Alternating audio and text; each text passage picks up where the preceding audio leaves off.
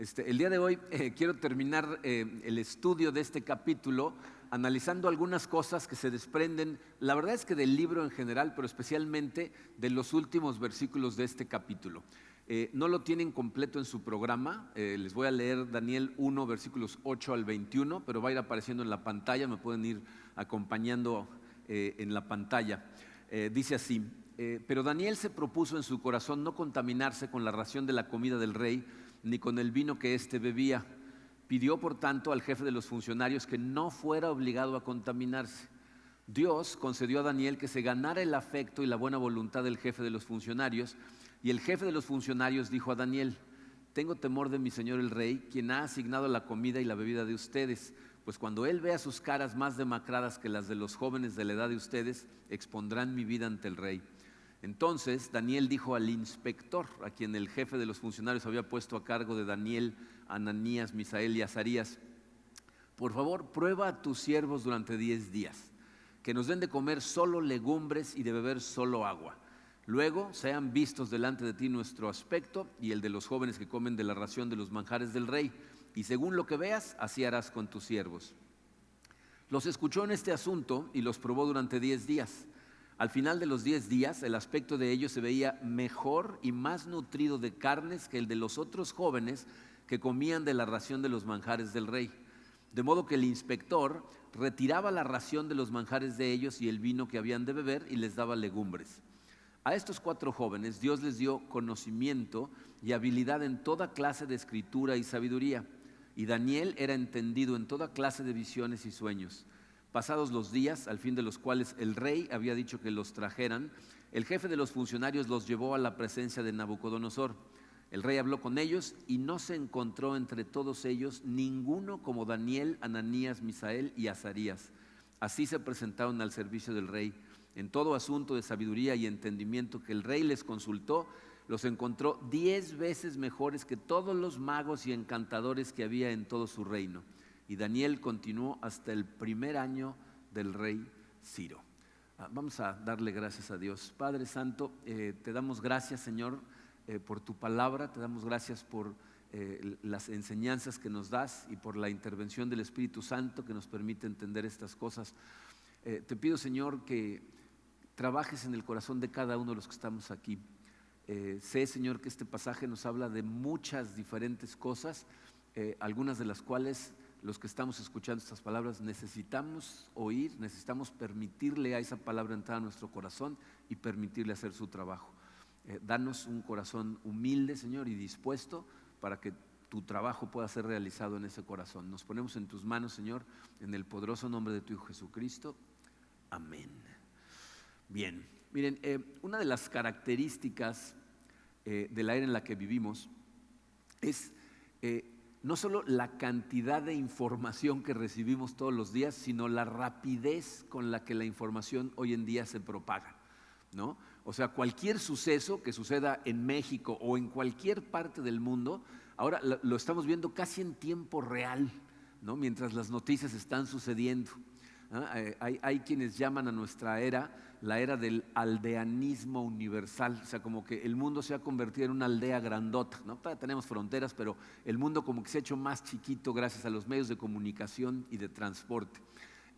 Leía, fíjense una cosa muy interesante, que la cantidad de información que recibe una persona promedio hoy en día, en un día, es la misma que una persona recibía en toda su vida hace 300 años. O sea, en un día recibimos más información de lo que aquella gente recibía en toda su vida. Sin embargo, la manera en que la información se maneja y la manera en que los sucesos que acontecen en el mundo se enseñan en los libros de texto a nuestros hijos, hacen que Dios parezca ser totalmente irrelevante.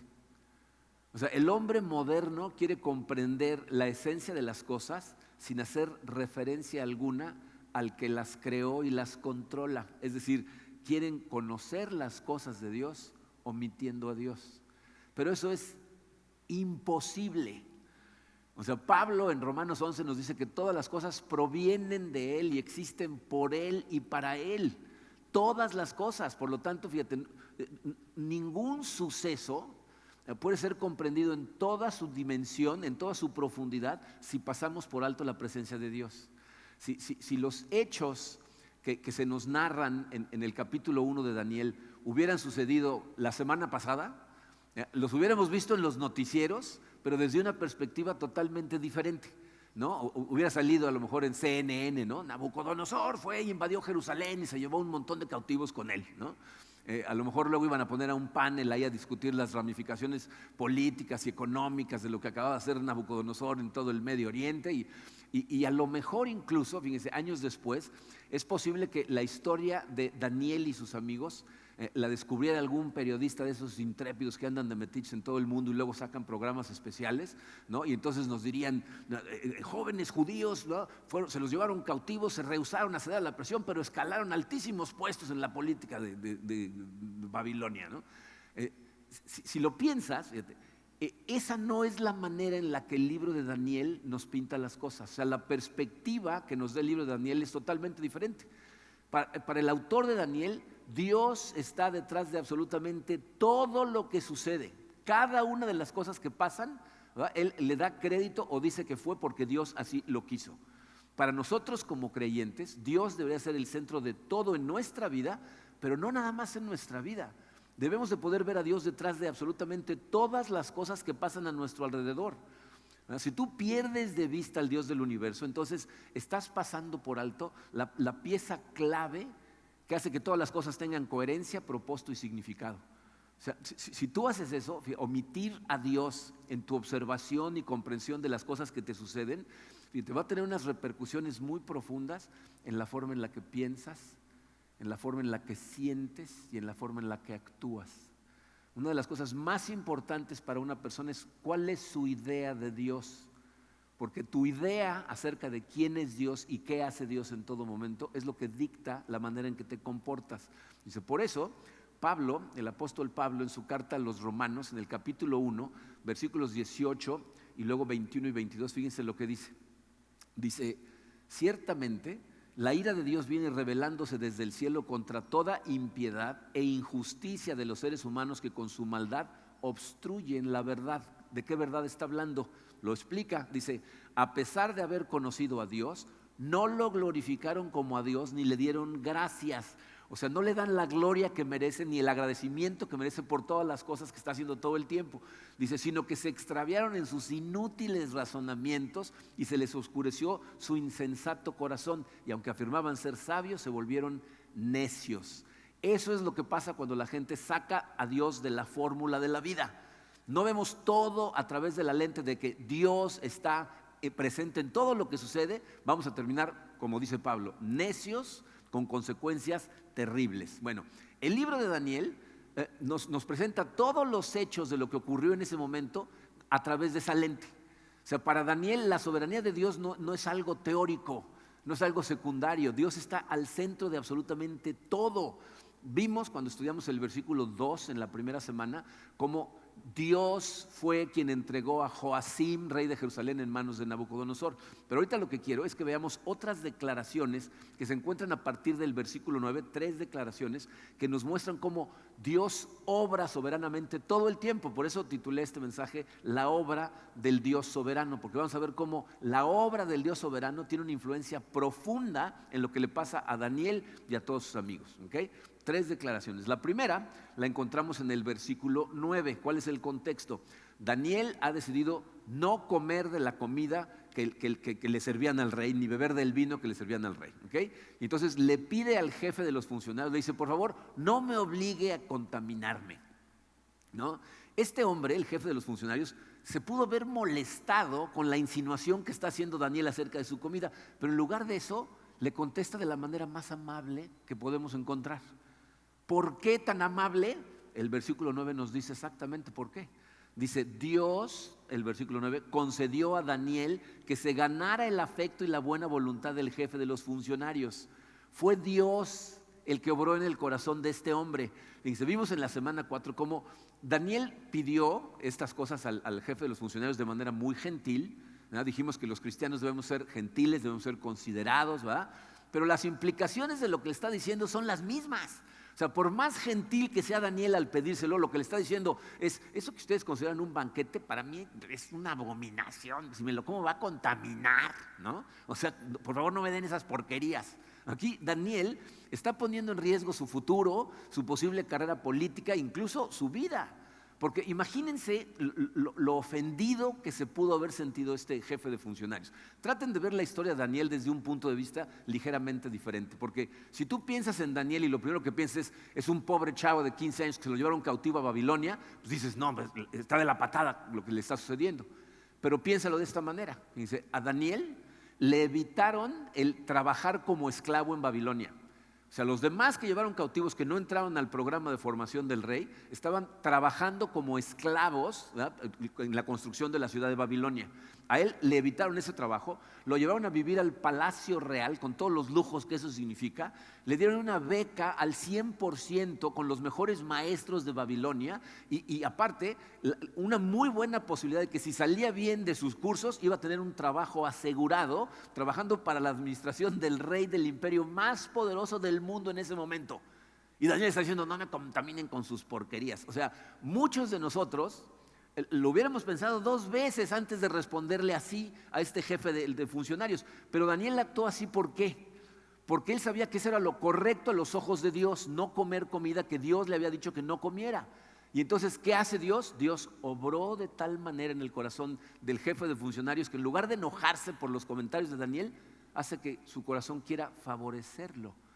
En el lenguaje original, las palabras significan Dios puso a Daniel bajo el afecto y la buena voluntad de este hombre. O sea, Dios permitió que este hombre fuera comprensivo con Daniel y se diera cuenta que lo que le estaba diciendo no era porque era medio especial con la comida. No, es que a mí el huitlacoche no me gusta, a mí denme otra cosa. No, o sea, su problema era un problema de conciencia. Y Dios movió al corazón del jefe de funcionarios para favorecerlo. Dice, la palabra afecto puede ser traducida también como bondad, misericordia o gracia, ¿no? O sea, Dios obró en el corazón de este funcionario para que fuera misericordioso con Daniel. ¿Ustedes se acuerdan de la historia de José en el Génesis? José es el hijo número 11 de Jacob, que sus hermanos, la verdad es que les cae mal a todos sus hermanos porque es medio especialito José, y entonces lo venden a unos esclavos, a unos ismaelitas que lo venden como esclavo en Egipto. Y luego en Egipto injustamente lo meten a la cárcel. ¿Y se acuerdan lo que pasa en la cárcel? Dice en Génesis 31, dice, el Señor estaba con él y entonces le concedió gracia ante los ojos del jefe de la cárcel. O sea, aún en circunstancias complicadas, José y Daniel en Babilonia siguieron siendo fieles a Dios. Y Dios cómo obró, ¿verdad?, tocando el corazón de la gente a su alrededor, aún en medio de las cosas complicadas. Entonces, ¿qué es lo que aprendemos? Dice, cuando nosotros somos fieles a Dios, les puse esto como número 1 en su programa. Dice, Dios obra en el corazón de la gente con quien lidiamos, aún siendo nuestros enemigos. Cuando tú eres fiel a Dios, te comportas como Dios quiere que te comportes, ¿verdad?, sigues sus lineamientos aunque te cueste trabajo, entonces Dios trabaja en el corazón de la gente a tu alrededor. Por eso, miren, nuestras oraciones son tan importantes unos por otros también. Muchas veces la gente nos dice, esta semana voy a tener una audiencia con abogados porque tengo este problema, o voy a hablar con el banco para ver si podemos renegociar el préstamo de la casa. O sea, esos momentos son momentos de oración, decirle, Señor, obra en el corazón de las personas con las que vamos a lidiar, por favor que nos favorezcan, ¿no? O sea, estas cosas suceden. Fíjense, Proverbios 16:7 dice, cuando los caminos del hombre son agradables al Señor, aún a sus enemigos hace que estén en paz con él. O sea, cuando tú estás tratando, o sea, cuando tú muestras fe en Dios, porque lo único que agrada a Dios es nuestra fe. Dice, sin fe es imposible agradar a Dios, ¿no? Bueno, cuando tú tienes fe en Dios y tratas de vivir la vida como Él dice que la vivas, dice, aún a tus enemigos puede poner en paz contigo, ¿no? José, Daniel hicieron lo correcto, actuaron con gentileza y le dejaron lo demás a Dios. Dijeron, ahora que sea Dios el que actúe. ¿Cuándo es que nos empezamos a meter en problemas nosotros? Cuando sacrificamos nuestras convicciones por miedo a perder el favor de los hombres. O sea, como dijimos hace un momento, Daniel tenía mucho que perder, ¿no? Podía haber perdido toda la posición que le estaban ofreciendo. Pero si tú sacrificas tus convicciones enfrente de la gente, cuando ellos saben cuáles son esas convicciones, lo que haces es pierdes el respeto de la gente y pierdes la bendición de Dios. O sea, lo que nos está enseñando Daniel es que no es necesario sacrificar tus convicciones para lograr el favor de los hombres. Dios trabaja en el corazón de la gente, aún de incrédulos, cuando nosotros somos fieles a Él. Dice en Proverbios 21, versículo 1, dice: el corazón del rey es como un arroyo dirigido por el Señor, quien lo guía por donde Él quiere. Este proverbio está haciendo referencia a la manera en que trabajaban el campo en Israel. Cuando trabajaban el campo los granjeros, soltaban el agua a través de los surcos que estaban plantando, y ellos iban caminando, y si querían dirigir el agua a un surco diferente con el pie, hacían como un agujero en el montecito, y entonces el agua se iba para otro lado. ¿Okay? Y eso es lo que está diciendo este proverbio. Dice: Dios, así como ellos dirigían el agua donde ellos quieren que vaya, así dirige el corazón del rey. Y si Dios dirige de esa manera el corazón de Nabucodonosor, imagínate cuánto más puede manejar el del jefe de los funcionarios, el de los oficiales, ¿no? Entonces Dios dirige el corazón de los hombres. Ahora, necesitamos aclarar que hay ocasiones y por razones que nada más Dios conoce, en donde Dios decide no tocar el corazón de ciertas personas. O sea, que nosotros esperamos que la gente sea tocada, que nos favorezcan, y al revés, no nos favorecen. Hay veces que los cristianos tenemos que pagar precios altos por seguir siendo fieles a Dios.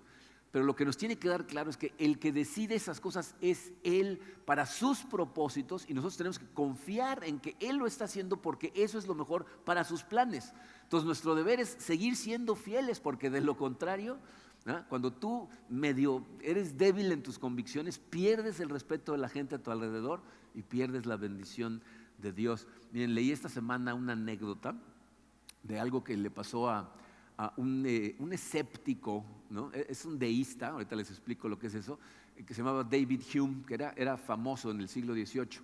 Y un día iba muy temprano, como a las 5 de la mañana, iba corriendo deprisa para llegar a un lugar y casi se tropieza con un conocido, ¿no? Entonces el otro le dice: ¿a dónde vas con tanta prisa? Dice: voy a escuchar a Whitefield. George Whitefield era un predicador muy conocido en el siglo XVIII y él iba corriendo a tratar de escucharlo, ¿no?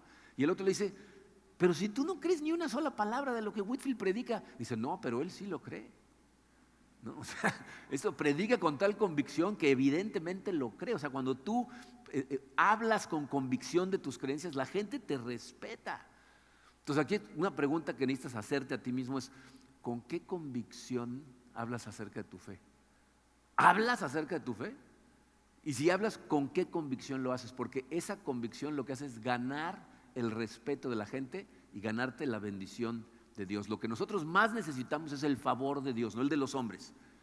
Pero nosotros somos fieles a Dios, y Dios, si es su voluntad, obra en el corazón de los hombres. ¿Okay? Entonces ese es lo primero que vemos ahí. En segundo lugar, fíjense, esto es un poco más sutil, pero van a ver cómo es la obra de Dios. Si se acuerdan, Daniel le dice al guardia: haz una prueba, danos 10 días legumbres y agua y luego compara, ¿no? Y tú decide, ¿no? Y fíjense lo que dice el versículo 15: al final de los 10 días el aspecto de ellos se veía mejor y más nutrido de carnes que el de los otros jóvenes que comían de la ración de los manjares del rey. Dice, el versículo no dice explícitamente que Dios hizo un milagro, ¿okay? Que la comida les aprovechara más que a los demás, pero es indudable que hay una intervención divina para que en tan solo 10 días el individuo viera una diferencia y dijera: wow, ¿no? ¿En serio se ven diferentes? ¿No? Dice: más llenos de carne, y entonces los dejara seguir haciéndolo. Miren, creo que es importante aclarar, gruesos de carne en hebreo no crean que significa como si fueran Yucatán dirían hermosos, ¿no? O sea, no significa obeso, significa más sano y más fuerte. Un comentarista escribiendo con respecto a este versículo dice que ese es el momento en donde Dios había empezado a manifestar su poder sobre los babilonios. En otras palabras, dice, lo que eso significa es que comer legumbres y beber agua es mucho más saludable si tiene la bendición de Dios que comer carnes, pescados y langostas si no tiene su bendición. ¿Okay? Tiene mucho, o sea, te prospera más la comida cuando tiene la bendición de Dios. Ahora, Esto no significa tampoco que tú y yo no debemos de tratar de comer una dieta balanceada. O sea, nuestra responsabilidad dentro de nuestras posibilidades es cuidar lo mejor posible a nuestro cuerpo. Y tampoco significa que la Biblia promueve ser vegetariano. Hay gente que lee el libro de Daniel y dice, ya ven, legumbres y agua, todos tenemos que ser vegetarianos. Daniel dejó de comer carne y de beber vino nada más durante el tiempo que estuvo en el entrenamiento en el palacio. Yo me imagino que durante esos años ellos no tenían control sobre la comida que les servían, les traían la comida y decían, esta es la comida. Entonces él dijo, mira, mejor no me sirvas nada de eso y dame puras legumbres, porque algunas de esas comidas iban en contra de sus creencias. Pero después de que termina el entrenamiento, entonces él empieza a comer una dieta normal, incluyendo carne e incluyendo vino. Si van al capítulo 10, Daniel en el capítulo 10 tiene una visión de un ejército que ataca y entonces dice que después de esa visión hace un ayuno y dice, y entonces ayunó carne y vino, lo cual significa que después del entrenamiento él comía una dieta balanceada incluyendo carne y legumbres, etc. ¿Okay? Pero bueno, el punto que quiero hacer aquí es que tenemos que ser conscientes de que nuestra vida, nuestra salud, la manera en que las cosas se desarrollan con nuestro cuerpo, están totalmente en manos de Dios. Dios utiliza la comida y muchas otras cosas para darnos salud, pero es por su voluntad que esa comida nos aprovecha o nos deja de aprovechar. Dice, en otras palabras, les puse esto en su programa en el número 2, dice, Dios está en control de lo que pasa con toda su creación, incluyendo tu cuerpo. O sea, Dios está al pendiente de todo lo que sucede en toda la creación. ¿Okay? Él es el que se encarga de que toda la creación funcione. Y en cuanto a nosotros en particular, no solamente es el que provee la comida, sino también es el que hace que te prospere, que te haga mejor las cosas que estás comiendo. Miren, este es muy importante, les voy a decir por qué. Me he topado con gente que creen que son cristianos, pero en realidad son simplemente deístas. ¿Qué significa deísta? Los deístas son personas que creen que Dios existe. Ellos creen que Dios creó el universo, pero lo creó como un reloj al que le dio cuerda y luego lo dejó funcionando solo y ya no interviene con su creación ni interactúa nunca con sus criaturas. Entonces los deístas piensan que Dios no está al pendiente de lo que está pasando en el mundo, que las cosas simplemente se están desarrollando solas. Entonces ellos dicen, por ejemplo, que las leyes de la naturaleza son las que se encargan de mantener a todo el universo funcionando. Pero si te pones a pensar un ratito, ¿qué son las leyes de la naturaleza? O sea, cuando hablamos de las leyes de la naturaleza, ¿de qué estamos hablando? Miren, estas cosas, a lo mejor dices, bueno, ¿y este por qué está hablando de las leyes de la naturaleza? ¿Se han dado cuenta de una cosa muy interesante? En nuestros libros de texto que tienen ahora nuestros niños, ya nunca se habla de la creación, siempre se habla de la naturaleza. Y la gente no se da cuenta y piensan que eso es algo muy inocente que hicieron. Al eliminar la palabra creación, están eliminando al creador. Esta es una conspiración del mundo contra Dios que está entrenando a nuestros niños desde que están en el kinder para que no crean que hay un creador. Dice, las leyes de la naturaleza, a las que se refieren, no son otra cosa que teorías escritas por hombres y mujeres científicos que surgen de la observación de esas personas de la manera en que Dios gobierna el universo. Entonces observan cómo es que Dios maneja el universo y entonces escriben fórmulas y dictan leyes de cómo creen ellos que funciona el universo. Hay cosas que no entienden en lo más mínimo, ¿eh? O sea, por ejemplo, hay leyes, ¿no?, de la física, especialmente de los grandes cuerpos, que con fórmulas ellos te pueden decir cómo se van a comportar los grandes cuerpos. Pero hay otras fórmulas que tuvieron que escribir para las cosas que son subatómicas, porque las fórmulas para grandes cuerpos no funcionan con las chicas y las chicas no funcionan con las grandes, y tratan de escribir una teoría que le llaman la teoría universal y nunca la pueden escribir porque no tienen ni idea cómo funciona. Hay cosas que creen que saben cómo funcionan y luego se dan cuenta que no es como ellos pensaban. Fíjense, la teoría de la gravedad que todos estudiamos en la escuela es la teoría que dictó Isaac Newton. Y luego, en 1904, Einstein escribió la teoría. Hay dos teorías de la relatividad, la teoría de la relatividad y la teoría especial de la relatividad, porque en la primera no incluyó a la gravedad. En la segunda incluyó a la gravedad y se dieron cuenta que la fuerza de gravedad no funciona como Newton dijo. Nada más se aplica la ley de la gravedad de Newton para cosas que están dentro de la atmósfera de nuestro planeta. Fuera de la atmósfera ya no funcionan sus fórmulas. Y Einstein diseñó una fórmula para describirlo y es tan complicada que dijeron, mira, vamos a dejarlo con Newton. ¿Okay? Porque esto está muy difícil de entender. O sea, los científicos cada rato salen con teorías que luego vienen otros científicos y las desbancan porque no están seguros de nada. Fíjense, ahorita mi esposa Karina estuvo estudiando, tiene un divertículo que le está dando una lata y nos pusimos a estudiar acerca de la dieta que debe de comer si tienes problemas con los divertículos. Y descubrimos que los científicos decían, los doctores decían que la mejor dieta posible era lo más baja en fibras hasta el 2018, en donde hicieron un estudio más profundo y dijeron, no, lo más recomendable es que sea altísima en fibras. O sea, no tienen ni idea de lo que está pasando con el cuerpo, pero vayan dictando leyes. Lo que la Biblia nos dice es que el que mantiene al universo funcionando como un reloj segundo a segundo es Dios. El que mantiene a tu cuerpo funcionando es Dios. Si Dios se descuidara de su universo, se echara una siesta de 10 segundos, sería un caos total y todo se desintegraría. ¿Okay? Nada quedaría en su lugar. Colosenses capítulo 1, versículos 16 y 17 dice, todo ha sido creado por medio de Él, está hablando de Jesucristo, y para Él. Él es anterior a todas las cosas que por medio de Él forman un todo coherente. La razón por la que los planetas no se estrellan unos contra otros y los átomos no se repelen, cosa que los científicos no entienden exactamente por qué no sucede, es porque Dios no quiere que suceda. Es por misericordia que tú y yo seguimos viviendo. Miren, los doctores no se explican, y ahorita después del primer servicio alguien pasó a darme un testimonio de eso, no se explican por qué el corazón de algunas personas de repente se para y la persona se muere. O sea, hay gente a la que le hacen una autopsia y dicen, sí, 15 años de cochinita pibil, pues evidente, eso no es ninguna sorpresa, ¿no? O sea, pero hay gente a la que le hacen las autopsias y dicen, el corazón estaba perfecto. O sea, no hay razón alguna, pero se detuvo el corazón. ¿Por qué sucedió? Porque Dios dijo, hasta aquí, se acabó. No importa cuántos años de pilates hagas, cuando Dios diga se acabó, se acabó. ¿No? En Hechos 17, Pablo dice que es Dios el que da vida, aliento y todas las cosas. Fíjate, cuando pienses en estas cosas, piensa en esto.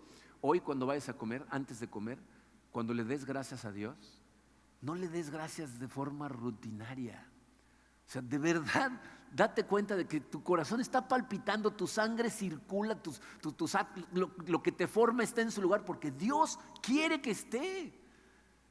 Gracias, Señor, no nada más el que provee, sino el que hace que surta efecto y que mi vida esté sana y que pueda yo seguir. Agradécele de corazón.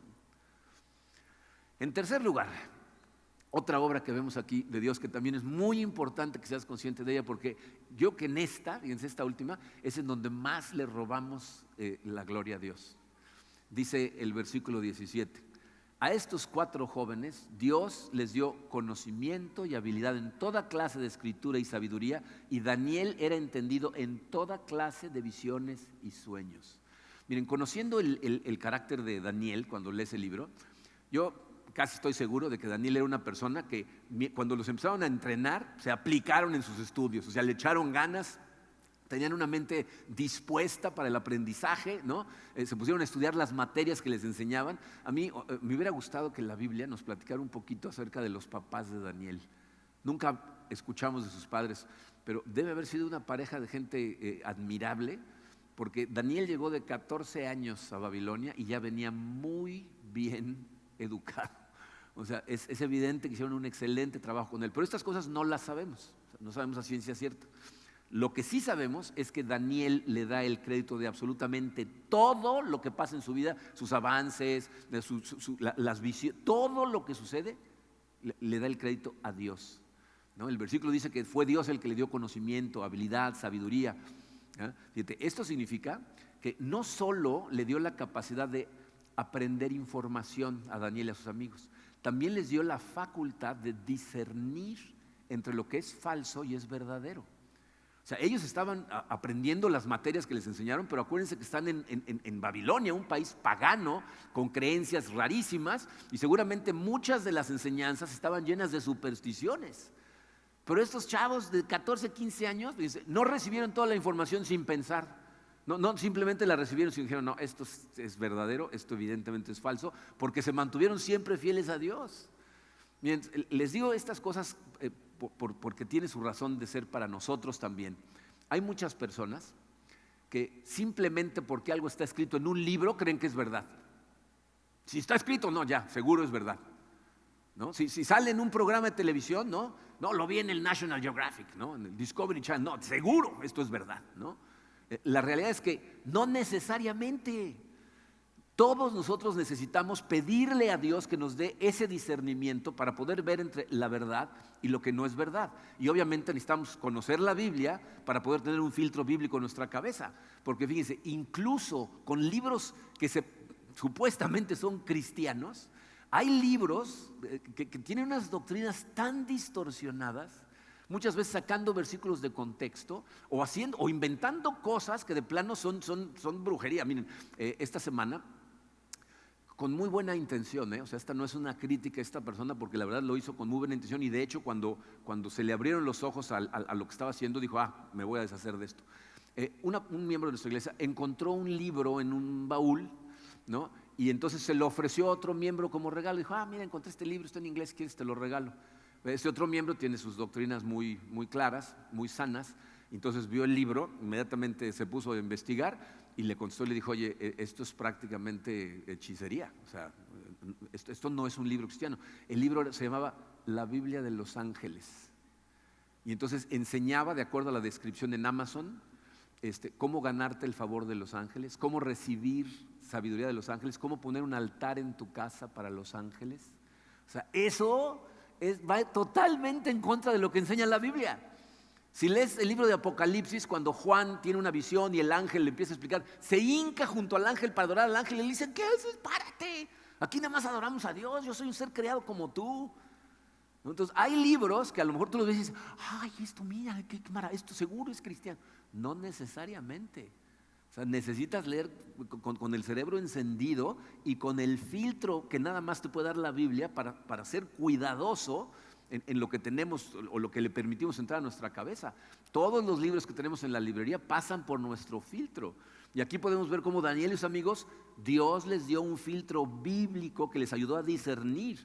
Y eso es lo que nos enseña el texto. Fue Dios el que les dio todas estas facultades. En el libro de Éxodo, después de salir de Egipto, ¿no? Moisés saca al pueblo hebreo de Egipto, Dios le manda a construir la tienda de reunión. Ya ven que andan 40 años deambulando por el desierto, entonces pues, no tenían templo, entonces andaban caminando con un templo ambulante, ¿no? Pero cuando le da instrucción de construirlo, fíjense lo que le dice Éxodo 31, versículos 1 al 4, dice, el Señor habló con Moisés y le dijo, toma en cuenta que he escogido a Bezalel y lo he llenado del Espíritu de Dios, de sabiduría, inteligencia y capacidad creativa para hacer trabajos artísticos en oro, plata y bronce. O sea, dentro de la tienda de reunión había unas cosas preciosas, ¿no? Y Dios lo que le dice a Moisés es, quiero adornarlo, y ¿sabes a quién le di la habilidad de hacer esos diseños? A este cuate que está aquí. A él utilízalo porque él tiene la habilidad que yo le di. ¿Ok? Entonces, dice, esto lo que nos dice es lo siguiente, punto número 3 en su programa, dice, si la sabiduría, la habilidad y la inteligencia vienen de Dios, Él merece la gloria de todos nuestros logros. Todos los logros que tú tengas son para la gloria de Dios. ¿Tienes habilidad artística? A lo mejor eres un buen pintor. Hay gente que desde pequeñitos se empiezan a mostrar la habilidad de la pintura. O a lo mejor eres un excelente diseñador. O a lo mejor cantas y tienes una voz privilegiada, ¿no? O tienes facilidad para tocar instrumentos. Todo eso es para la gloria de Dios. Ahora, yo sé que hay gente que dice, oye, yo pasé años aprendiendo a tocar la guitarra, ¿qué significa que no me costó trabajo dominarlo? Claro que no es lo que significa. Sabemos que es nuestra responsabilidad, ¿verdad?, afinar los dones que Dios nos da, pero la habilidad, la creatividad y el entendimiento nos lo da Dios. Fíjate, velo de esta manera. Dios es el creador. Y si estudias su creación te vas a dar cuenta que su creación es impresionante. Es bellísima, es intrincada, a veces incomprensible para nosotros. Dios es un genio, o sea, su sabiduría es incomprensible para nosotros. Por eso hay cosas que no podemos entender. Bueno, parte de esa creatividad y de esa inteligencia, Dios como regalo se la dio a ciertas personas en diferentes áreas. Pero son pedacitos de Dios que Él nos regala. Entonces, la gloria es de Él nos lo dio. Dice, yo no sé si les pasó esto en la escuela. que no sé qué carrera estudiaron o si estudiaron carrera o nada más hicieron hasta la preparatoria, pero yo recuerdo estar en clases en donde nos estaban tratando de explicar ciertas cosas de álgebra, por ejemplo, y nos estaba costando a todos un trabajo entenderlo, y de repente, ¡ya la entendí! ¿No? De repente se te abre el entendimiento. Eso lo hace Dios. Eso es lo que la Biblia dice, Él te abre el entendimiento, y esos momentos deberían ser los momentos en los que tú vas a Él y dices, gracias Señor por abrirme el entendimiento, y no decir, ya le entendí, bola de tarados, ¿no? O sea, no, jactarte como si fuera de ti, ¿no? O sea, Él. Miren, hay un versículo que me parece muy interesante en Eclesiastés, capítulo 2, versículo 26, dice, en realidad Dios da sabiduría, conocimiento y alegría a quien es de su agrado. O sea, dice, si tú agradas a Dios, otra vez, si tienes fe en Dios, entonces Dios te da 3 cosas: sabiduría, conocimiento y alegría o gozo, dicen algunas versiones. ¿Por qué me parece esto tan interesante? Porque, ¿saben? Hay montones de personas a las que Dios ha bendecido con una cantidad de entendimiento y conocimiento, etcétera, pero que se rehúsan a honrar a Dios. Y son una bola de amargados, ¿no? O sea, nada más estudien la cantidad de grandes pensadores que han pasado por este mundo que terminaron quitándose la vida, que vivían vidas terribles, relaciones destrozadas, genios, pero que nunca gozaron de su vida. Aquí nos dice, gran inteligencia sin honrar a Dios, no tienes el gozo que sientes porque sabes que es Dios el que te da esas cosas y realmente da gozo real. Tenemos que darle gloria a Él. Si tú eres una persona muy inteligente o muy habilidosa o muy creativa, gloria a Dios por eso. Agradecele de todo corazón. Eso es lo que vemos en Daniel. O sea, Daniel tiene logros impresionantes, ¿eh? O sea, lo que Dios hizo a través de Daniel y lo que logró que hiciera es increíble. Fíjense, en el texto que leímos nos dice que los entrenaron durante 3 años y después les hicieron un examen oral. Y el examen se los hizo el rey Nabucodonosor. Y fíjense el resultado, versículos 19 y 20 dice, el rey habló con ellos y no se encontró entre todos ellos ninguno como Daniel, Ananías, Misael y Azarías. Así se presentaron al servicio del rey. En todo asunto de sabiduría y entendimiento que el rey les consultó, los encontró 10 veces mejores que todos los magos y encantadores que había en su reino. O sea, fíjense lo que está diciendo. No nada más resultaron ser mejores que los otros estudiantes. Cuando salieron de su entrenamiento eran mejores que todos los consejeros del reino de Nabucodonosor, todos sus magos, todos sus encantadores. Entonces el punto aquí es que Daniel sabía que su capacidad de hacer todo lo que hacía venía de Dios, ¿no? Y nos lo dice, ¿eh? Fíjense, en el capítulo 2, que ya lo estudiamos, a lo mejor no se acuerdan, pero hace como 8 meses estudiamos el capítulo 2, hay un momento en donde el rey Nabucodonosor tiene un sueño, ¿no? Y hace una de las cosas más raras que encontramos en la Biblia, porque manda a llamar a todos sus adivinos y les dice, tuve un sueño y necesito que me lo interpreten. Y le dicen, ¿qué soñaste? Adivinen, ¿no? ¿No que son adivinos? Pruébenme que son adivinos, adivinen y díganme qué significa. Y si no me lo interpretan, los voy a matar a todos mis consejeros del reino. Eso incluye a Daniel. Entonces cuando Daniel se entera, ¿no? Va y le dice al rey, no te aceleres, ¿no? O sea, no literalmente, ¿no? Pero le dice, calma, rey, ¿no? Dame un día. Y entonces se va con sus 3 amigos y les dice, vamos a ponernos en oración para que Dios nos revele qué soñó este individuo. Y se ponen a orar. Y Daniel, en un sueño, Dios le revela cuál es el sueño, en una visión que tiene, le revela cuál es el sueño del rey y qué significa. Y en ese momento, Daniel cae de rodillas y empieza a adorar a Dios. Y escuchen sus palabras. Daniel 2, versículos 20 al 23. Alabado sea por siempre el nombre de Dios. Suyos son la sabiduría y el poder. Él cambia los tiempos y las épocas, pone y depone reyes. A los sabios da sabiduría y a los inteligentes discernimiento. Él revela lo profundo y lo escondido y sabe lo que se oculta en las sombras. En Él habita la luz. A ti, Dios de mis padres, te alabo y te doy gracias. Me has dado sabiduría y poder, me has dado a conocer lo que te pedimos, me has dado a conocer el sueño del rey. O sea, Daniel dice, Dios es el que hace todo. Él merece la gloria de absolutamente todos mis logros y también de nuestros logros. Y cuando nosotros le damos toda la gloria a Dios, lo estamos honrando, y lo que nos enseña a través de la vida de Daniel es que entonces Él nos honra a nosotros. Tristemente, tenemos la tendencia a robarnos su gloria. a sentirnos muy orgullosos de las cosas que hacemos bien, como si todo viniera de nosotros, ¿no? Le estamos robando literalmente la gloria a Dios. Por eso es tan importante recordar, todo viene de Él, todo sucede gracias a Él. Cada cosa que tienes en ti proviene de Él. Y como Daniel, su sabiduría, su discernimiento está accesible a toda la gente que vaya y se la pida con humildad. Entonces siempre que necesites sabiduría, acude a Él. Y Él te da discernimiento, te da entendimiento. Dice, la Biblia nos dice, más adelante el libro de Daniel, Daniel oraba 3 veces al día. Yo imagino que con las cosas que tenía que enfrentar en su trabajo, necesitaba de esa comunión con Dios. Entonces 3 veces al día estaba conectado con Dios. Y además de darle conocimiento, le da la habilidad para usarlo correctamente, porque como podemos ver en la historia de Daniel, fue un hombre muy competente. El capítulo termina con estas palabras: Daniel continuó hasta el primer año del rey Ciro. O sea, Daniel estuvo trabajando en la administración del palacio bajo 4 diferentes gobiernos, 4 diferentes reyes. ¿Por qué creen que lo mantuvieron ahí? ¿Les caía bien Daniel? ¿Tenía conexiones ahí? No.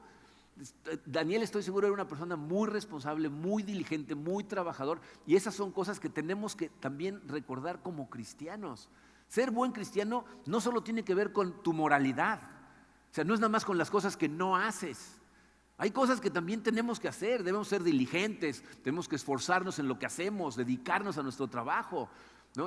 El hecho de que Dios te dé muchas habilidades no anula tu responsabilidad de esforzarte por hacer las cosas bien hechas en tu tarea.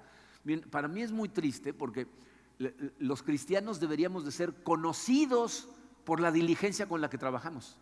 Porque la Biblia dice que debemos trabajar como para Dios, sin importar quién sea tu jefe, cómo se porte, qué tipo de persona sea. Si estás trabajando ahí, trabaja como para Dios. Y tristemente, en muchos casos es lo contrario. Yo he hablado con personas ofreciéndoles a alguna persona que me dice, oye, ando buscando chamba. No, ya he contratado cristianos antes, gracias. Es una pena, o sea, me rompe el corazón que nosotros no seamos al revés de decir, es cristiano, tráemelo, ¿no? En este voy a poder confiar y sé que va a ser su trabajo bien hecho. Así nos deberían de conocer. Tenemos que esforzarnos porque nuestro trabajo siempre sea lo mejor posible, dentro de tu capacidad, pero ponle el 100% de tu esfuerzo. Pero bueno, como conclusión, dice, aquí vemos la historia de un grupo de muchachos que llegaron niños a Babilonia, y por la gracia de Dios y por su fidelidad a Dios se convirtieron en gente que tuvo un impacto profundo en los 4 gobiernos. Nabucodonosor termina glorificando al Dios de Daniel, y todo eso sucede porque Daniel se mantuvo totalmente fiel. Y miren, hago tanto hincapié en este punto de la fidelidad de Daniel porque muchas veces cuando estudiamos a personajes como Daniel, la gente tiene la tendencia a pensar, bueno, pero pues es Daniel, ¿no? Para él seguramente fue más fácil, ¿no? O sea, él no estaba lidiando con las cosas que yo estoy lidiando, ¿no? Una vez estaba comiendo con una persona que me estaba contando ciertos problemas, y muchas veces le comparto a la gente los problemas que nosotros hemos tenido y cómo los hemos resuelto para tratar de ayudar, ¿no? Y le cuento un problema y me dice, yo pensé que los pastores no tenían problemas. Le dije, pues métete de pastor, vas a ver. Si tenemos problemas o no tenemos problemas. No, o sea, Daniel, fíjense, era un hombre de Estado. O sea, tuvo que lidiar con situaciones seguramente muy delicadas en el palacio y estar balanceando siempre su fidelidad a Dios con lo que el rey quería hacer. Seguramente hubo intrigas palaciegas, de hecho lo tratan de matar. El hecho de que oraba 3 veces al día lo trataron de utilizar sus enemigos para matarlo. O sea, había envidia, seguramente tuvo tentaciones, se enfrentó las mismas cosas que tú y yo enfrentamos, si no es que más, y de todas maneras se mantuvo fiel. Entonces, la lección de este libro, de este capítulo, es que aún en situaciones complicadas, aún con un montón de presión externa, tú puedes mantenerte fiel a Dios. ¿Sabes cómo? Con su ayuda. Nosotros nos mantenemos fieles a Él y Él nos está honrando todo el tiempo a nosotros, reforzando. El que nos da la fe es Él. Pero si tú todo el tiempo estás yendo a Él, lo reconoces a Él, lo ves a Él detrás de todas las cosas, lo estás honrando y entonces Él te honra a ti. Acuérdate, Él obra en todo lo que sucede a nuestro alrededor, y si tú te mantienes fiel a Él, bien, te han pasado 2626 años desde que sucedió este asunto en Babilonia, Y todavía estábamos estudiando la vida de Daniel, porque esta es la muestra de lo que Dios hace con la gente que le es fiel. O sea, nos muestra la fidelidad de Dios para con su gente. Y a eso tenemos acceso todos. ¿Okay? Ahora sí, terminamos esta serie, vamos a orar. Padre, Señor, te damos gracias por tu palabra. Soy consciente, Padre, de que con la cantidad de cosas que enfrentamos en el día a día, con todos los problemas que se han causado por las diferentes situaciones que estamos viviendo en nuestra época, es muy común, Señor, que perdamos de vista el hecho de que tú estás en control de todas las cosas. Sé, Señor, que muchas veces tú no eres ni el primero, ni el segundo, ni el tercer lugar a donde acudimos cuando tenemos problemas. Y es cuando de plano se nos está cayendo el mundo encima que nos acordamos de que el que está en control de todo eres tú, de que el que puede darnos fortaleza, sabiduría, discernimiento eres tú, y de que sin importar lo complicadas o lo dolorosas que se presenten las situaciones, Señor, tú las estás utilizando para tus planes, para tu gloria y para nuestro bien.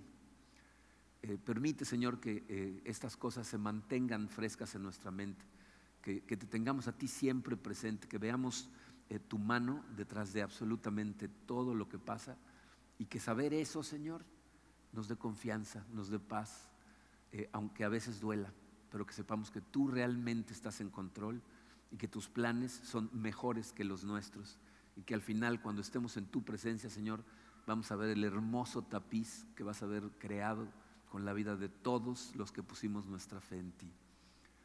Queremos confiar en ti cada vez más, Señor, y sabemos que te necesitamos para ello. Así es de que ayúdanos a conectar cada vez mejor contigo y a darte la gloria de absolutamente todo lo que pasa en nuestra vida. Gracias, Padre, por tu amor. Gracias por tu paciencia con nosotros. ¿Ya? Nos ponemos en tus manos en el poderoso nombre de tu Hijo Jesucristo.